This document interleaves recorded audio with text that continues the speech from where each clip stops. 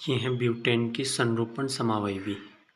Butane का जो सूत्र होता है वो C4H10 होता है, यानी 4 कार्बन और उसमें 10 हाइड्रोजन होते हैं। अब इसके 4 रूप हैं, संरूपण समावयवी हैं। पहला जो रूप है वो ग्रसित, पूर्णतः ग्रसित है। दूसरा रूप गाउस, तीसरा आंशिक ग्रसित और चौथा जो है वो एंटी है।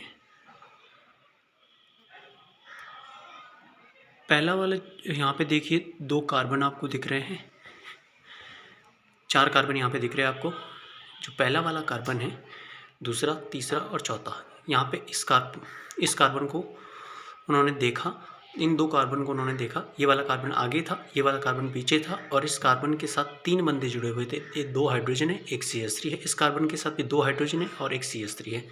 3 बंधे इस तरह से जुड़े हुए हैं। तो जो आगे वाला जो कार्बन था, ये जो आगे वाला कार्बन है, इस आगे वाले कार्बन को उन्होंने डॉट से दिखाया और जो पीछे वाला कार्बन है उन्होंने इसे गोले से बताया। ये जो पीछे वाला कार्बन है, इन्होंने इसे गोले से बताया। इस आगे वाले कार्बन के साथ 3 बंधे जुड़े हुए हैं, एक CH3 है और 2 हाइड्रोजन हैं। और इस पीछे वाले कार्बन के साथ भी 3 बंधे जुड़े हुए हैं, एक CH3 है और 2 हाइड्रोजन है। जब इस संरचना में हम आगे वाले कार्बन को होल्ड करके पीछे वाले कार्बन को घुमाते हैं 60 डिग्री पे, तो जो पूर्णतः ग्रसित रूप है वो बदल जाता है गाउसीय रूप में। यानी आगे वाले कार्बन की तीनों सेम पोजीशन में है, लेकिन पीछे वाले कार्बन को घुमा दिया हमने 60 डिग्री। तो जो ये CH3 जो था वो यहाँ पे था, जस्ट इस CH3 के जस्ट पीछे था। अब वो जो है घूम के यहाँ पे आ गया है। और जो ये हाइड्रोजन था वो इस हाइड्रोजन के पीछे था, अब घूम के यहाँ बीच में आ जाएगा। ये वाला हाइड्रोजन इस हाइड्रोजन के पीछे था, अब घूम के यहाँ बीच में आ जाएगा। तो इस रूप को बोलते हैं गाउस। फिर उसको 60 डिग्री घुमाते हैं तो आप आंशिक ग्रसित रूप प्राप्त होता है, और उससे भी 60 डिग्री घुमाते हैं तो एंटी वाला रूप प्राप्त होता है। अब इन चारों के स्थायित्व की अगर बात करें तो देखिए यहाँ पे CH3 जस्ट दोनों एक दूसरे के पास में है। यहाँ CH3 थोड़ी दूर है। यहाँ पे CH3 और H जस्ट पास में है, H और CH3 जस्ट पास में है और H और H जस्ट पास में है। यहाँ पे H CH3 काफ़ी ज़्यादा दूर है।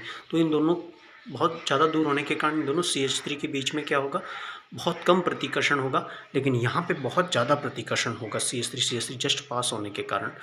तो सबसे ज़्यादा जो स्थायित्व होगा वो एंटी वाले का होगा, चौथे का होगा, और सबसे कम चौथे का सबसे ज़्यादा होगा, और सबसे कम जो होगा वो पूर्णतः ग्रसित रूप यानी पहले वाले का सबसे कम स्थायित्व होगा।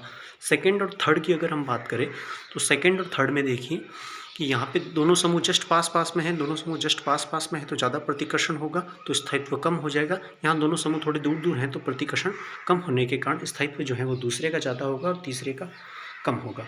तो ये जो है वो ब्यूटेन के संरूपण समावयवी हैं।